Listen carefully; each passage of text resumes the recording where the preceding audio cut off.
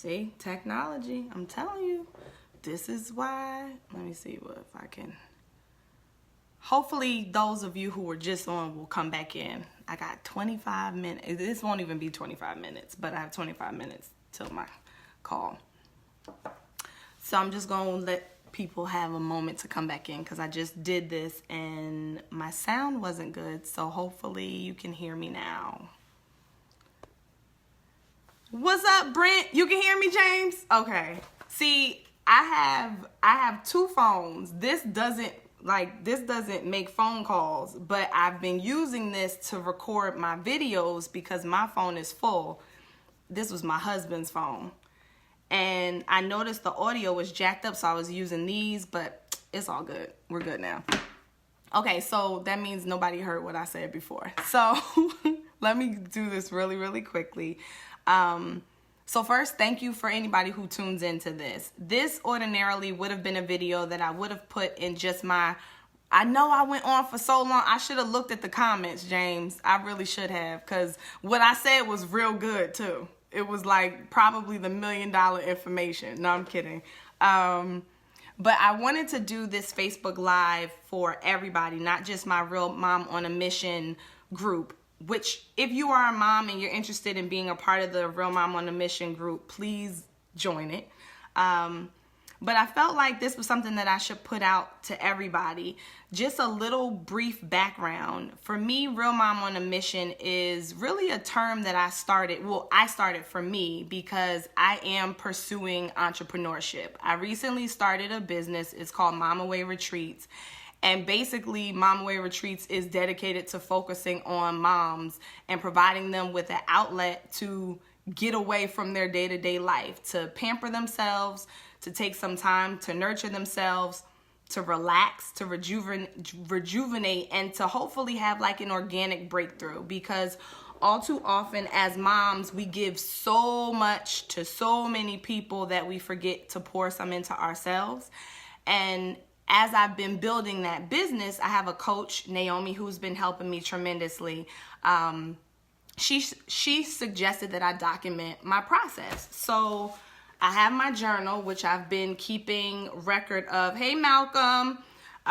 Keeping record of all of the things that I've been experiencing. But in learning to really build a real business, I've experienced a lot of, I'll say, opportunities for growth.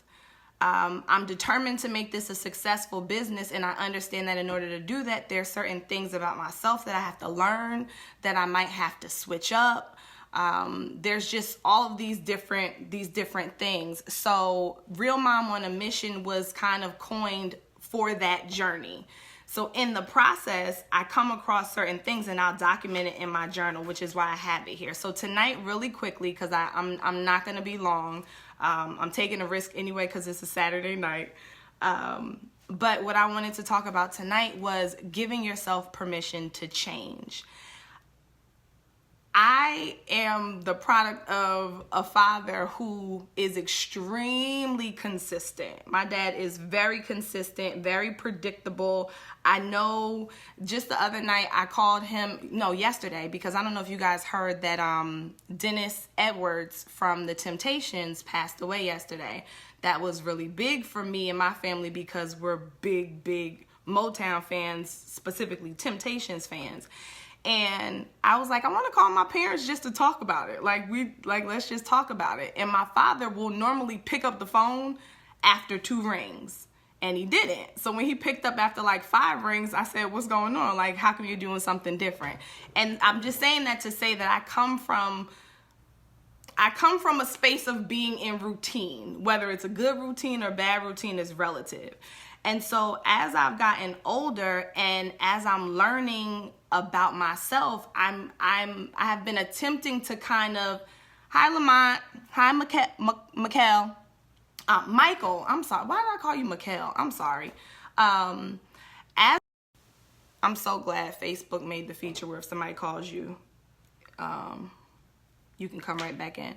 So as I've been going on this journey, I have been attempting to pay attention to things that I do that are habit that I may or may not realize that I do that I might need to change. And some of those things you may have to seek out. Like, you may have to be very, very intentional about seeing where you might need to make a change. A lot of the people that I follow, and when I say this, I mean, you know, like well-known people who are known for being motivational speakers, successful people, you know, Will Smith, Grant Cardone, Ty Lopez, Les Brown, like all of those types of people.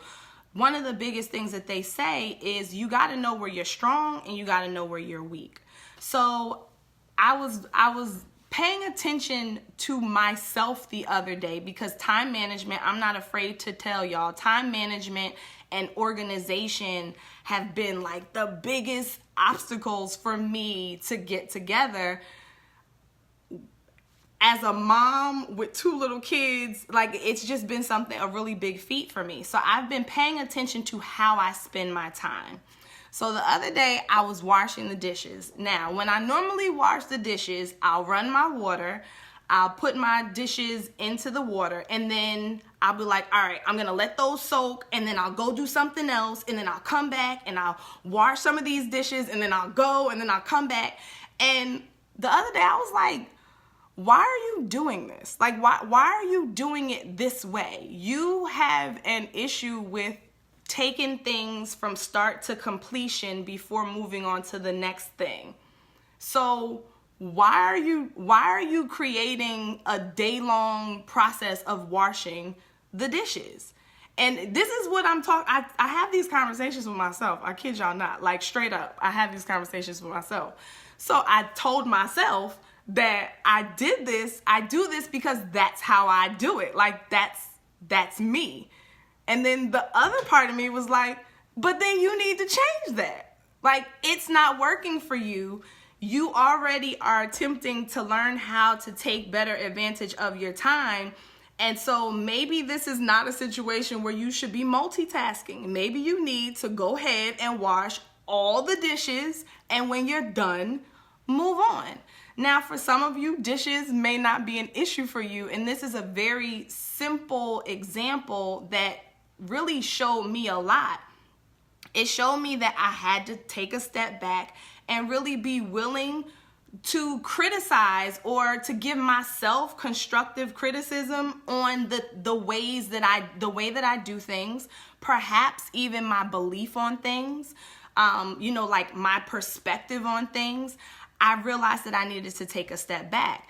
And it's funny because now as a mom and now as a wife, I have found myself going back to people, i.e. my parents, my aunts, my uncles, older cousins who have had kids, that I would sit back and like be like, oh, why are they doing it like that? Why are you doing it like, I wouldn't do it like that. Now as a mom and as a wife, I have had to change my perspective on things. So that was like the biggest eye opener for me, because I saw that the hard part was, one, being willing to open yourself up to the fact that you can do things better than you've been doing them. That was one. And then two, having, I'm not going to say the courage, because that's not it, but the willingness to shift, the willingness to change, because change for a lot of people, I think, it's easy to resist. One, because it's, you know, it's unknown, it's scary. It's not, you don't necessarily know what it's going to look like if you let go of who you have been. And then two, it requires work. It requires effort. It's easy for you to keep doing what you do because that's in your habit. When you break your habit, that's going to require new stuff. The flip side of that is, if you are going to be open to allowing yourself to change, then that means you have to be good with giving yourself grace. So not getting so down on yourself, one, that you may have to shift some stuff.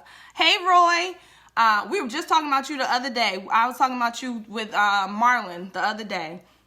How are the kids? Sorry.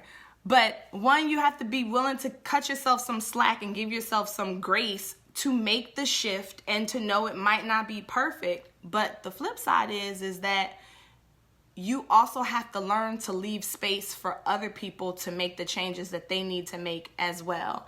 And that lesson has come to me real strong with being married. You know, it's cool to say that when you get married, you know, y'all are now together and you're supposed to be equally yoked and everything is us and we plan and we this and we that and yada, yada, yada. But at the end of the day, I am my own person. My husband is his own person. My journey, although I have to have my journey and take into consideration the fact that he's in my life as well, my journey is my journey and his is his journey, and the epiphanies and the areas of opportunity and growth are not the same, and they don't happen at the same time or at the same pace. So it's easy to get frustrated with one another, especially if it's something that you either have already mastered or you recently mastered. You're like excited, like, yeah, so I finally learned, let's say like, you know, I finally learned how to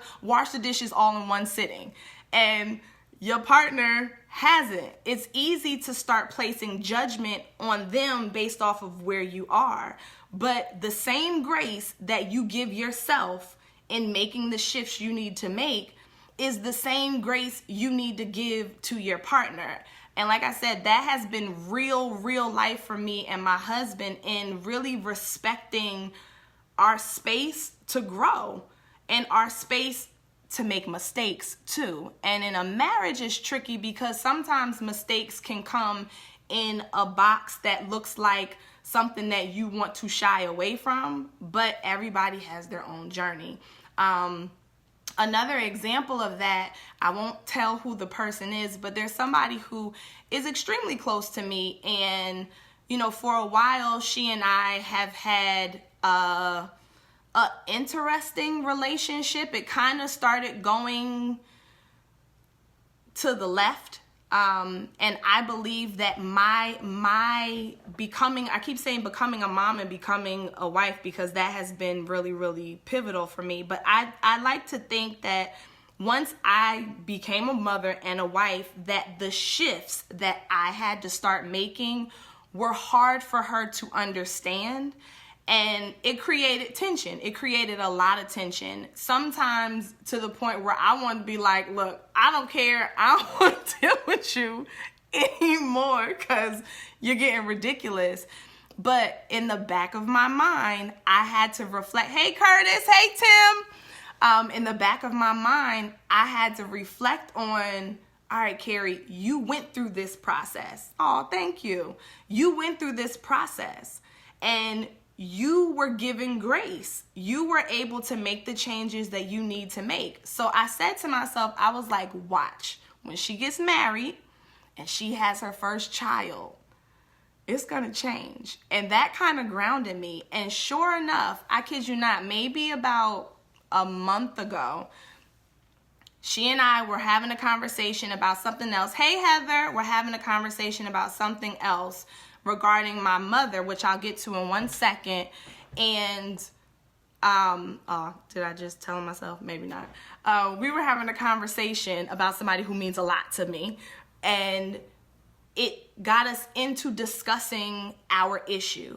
And what she said to me was, I have to apologize for the way that I was passing judgment on you. I have to apologize for like all the stuff that had happened between the two of us. Like now that I am in the space I'm in, I am looking at things in a completely different light, and I'm sorry.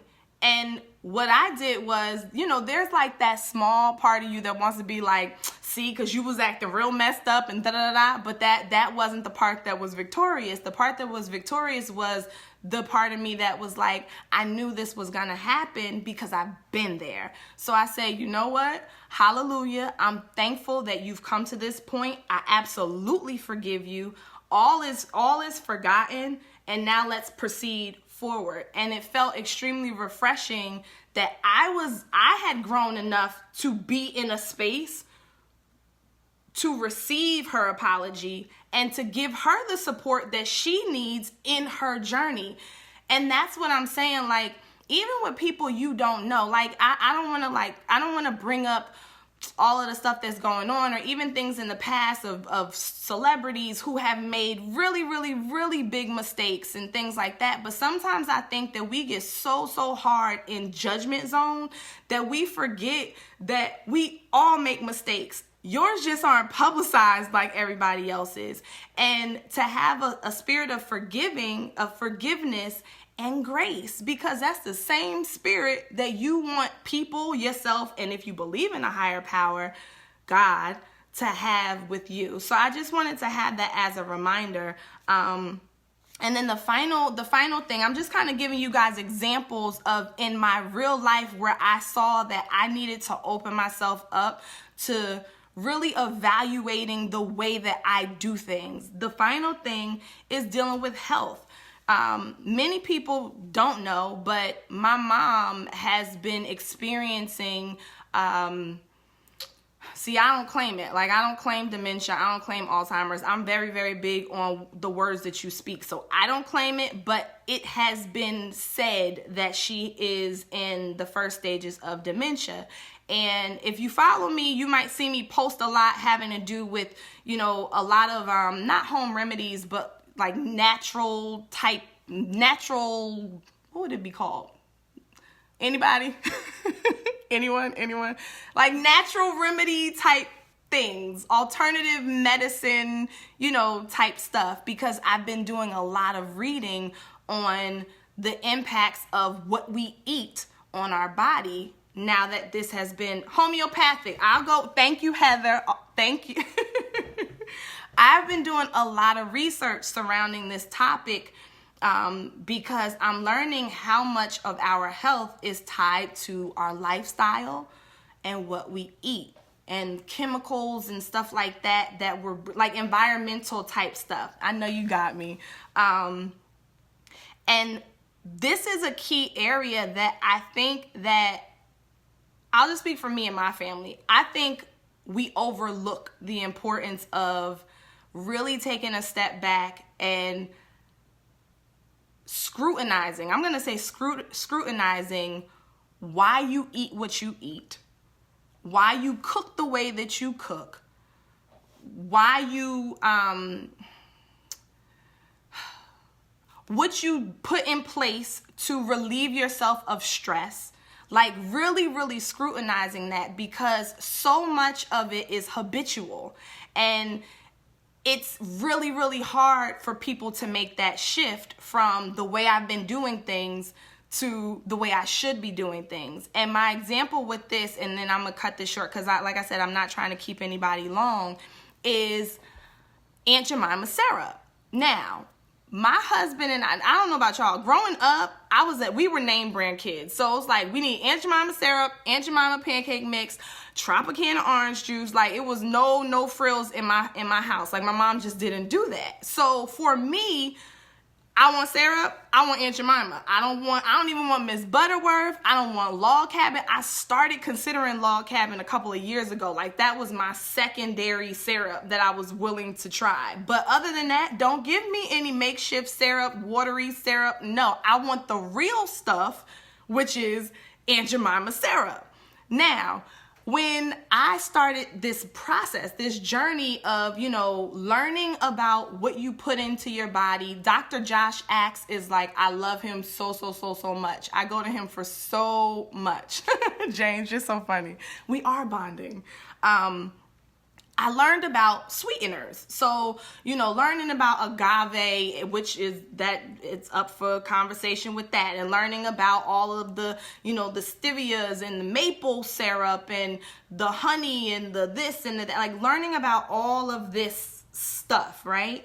It started to have me focus on syrup. So my husband travels a lot, which means that a lot of the shifts are easy for me to make because it's just me and my kids a lot. So he was home maybe about 2 weeks ago, and I made pancakes. So I would get it now, but it's not necessary. So I had this, it's this, like, it comes in a glass container, real maple syrup. And it's more expensive. It's like twice the price of a bottle of the Aunt Jemima syrup. And that's the syrup that I put on the table for his pancakes. And so when I put it down, he was like, what's this? And I said, this is the syrup. Now, my husband wanted real syrup so bad that after I made breakfast, now y'all know when you make pancakes, you gotta eat them right away or they'll get tough. They're not good. This Negro got up, went to the store, got some Aunt Jemima syrup, and came back. So we're sitting at the table. Yeah, I got the AirPods. Daryl, you know I'm cool. You know I have all the technology because Joe buys 50,000 freaking headsets, and just don't distract me, Daryl. So he has his bottle of Aunt Jemima syrup, and I have my bottle of, I don't know, it's like organic syrup from Whole Foods. It was, I guess it's the store version of Whole Foods. I don't know. So he was like, I don't want to use that. So I said, okay. And he said, because it's not real. So, all right, cool. So I said, all right, well, what's in your syrup? Like, what's in it? And so he said that he was like, maple syrup is in it. So I said, all right, cool. Read the ingredients. So he started to read the ingredients. And we threw it out. I wish I had it. I have it in my phone somewhere. But he read the ingredients, y'all. And the first ingredient was high fructose corn syrup. Then it was a bunch of other stuff that neither one of us could pronounce. And then it was like caramel something for natural color, blah, blah, blah. It was like 8 ingredients in there, none of which was maple syrup. And the first one was high fructose corn syrup. So I said, all right, cool. Read what's on my bottle. And matter of fact, you know what? I'm going to get my bottle because we had it. Hold up.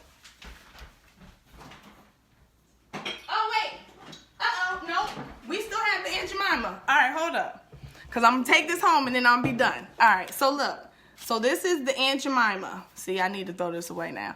So it's corn syrup, high fructose corn syrup, water, cellulose gum, caramel color, salt, natural and artificial flavor, sodium benzoate, and sorbic acid, and then they put in parentheses preservatives, and then sodium hexametaphosphate, and then in parentheses it says 595-38. I don't know what that's supposed to mean. And then underneath it says produced with genetic engineering. Now, this is my home girl. Like growing up, I trust her. You know what I'm saying? I trust her. Okay?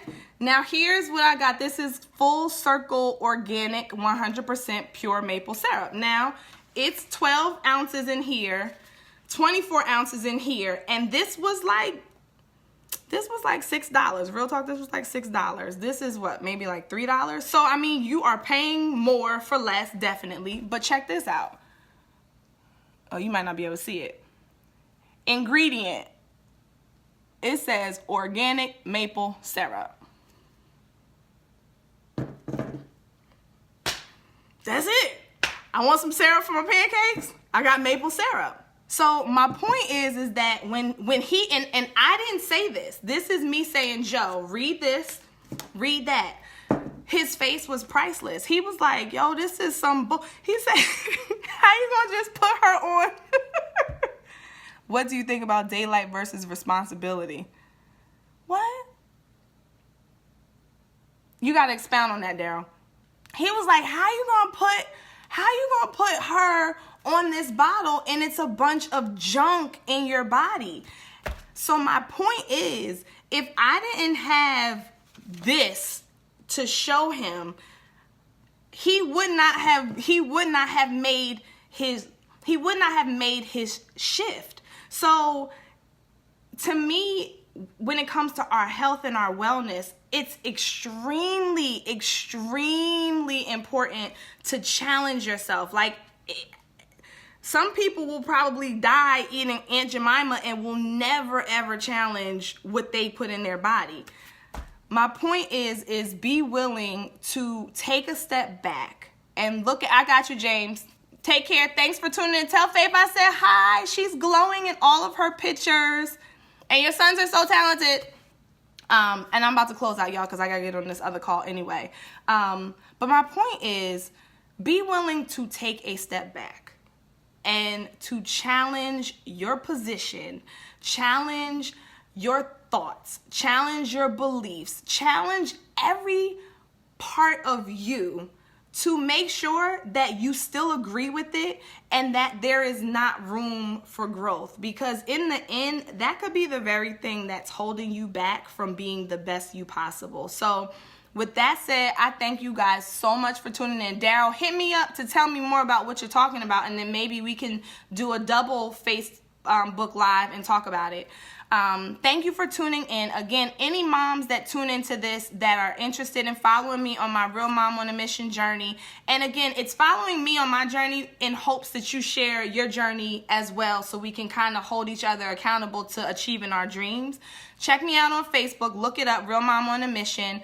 The doctor said, Heather, if you wouldn't give it to Trey, why are you eating it? Yes, that's exactly it, Heather. But here's the interesting thing about that, Heather. For me, when I started learning about all this health and all this healthy stuff, I at first was switching my stuff up and not my kids, right? So I would come home and I might, like, I love arugula right now. I'm about to get off here and eat my arugula salad. I would get stuff and eat, all these different things. And I would sometimes, I would attempt to bring my kids into the mix, but I will always still rely on, I can get them some nuggets. I'll still give them their few dinner items that I know that they like. And I was like, how are you doing this? Like, how are you going to be putting stuff in your body that's good for you and not put stuff in your body, but you're still giving it to your kids? Which is why, again, if you guys follow me, you might see that I might incorporate a lot of the stuff that I'm doing with my kids, because I found that if they get involved, like when they get their hands in stuff, when they're making smoothies with you, when they're helping you to cut up, like yesterday my kids were helping me with the green peppers, so they're like eating the green peppers off of the tray. When you do that, at least with my kids, they seem more inclined to participate. And so then I start to enlighten them and talk to them about stuff dealing with their body and showing them videos. It's just a conversation that really, really needs to be had. And I'll probably do some more Facebook Lives on those types of topics specifically. Because if we don't have our health, it really doesn't matter if you're trying to accomplish any goals if you're dead. So, hello. So on that note, I'm going to stop here. Thank you so much for tuning in. And until next time, I'll see y'all later. Bye.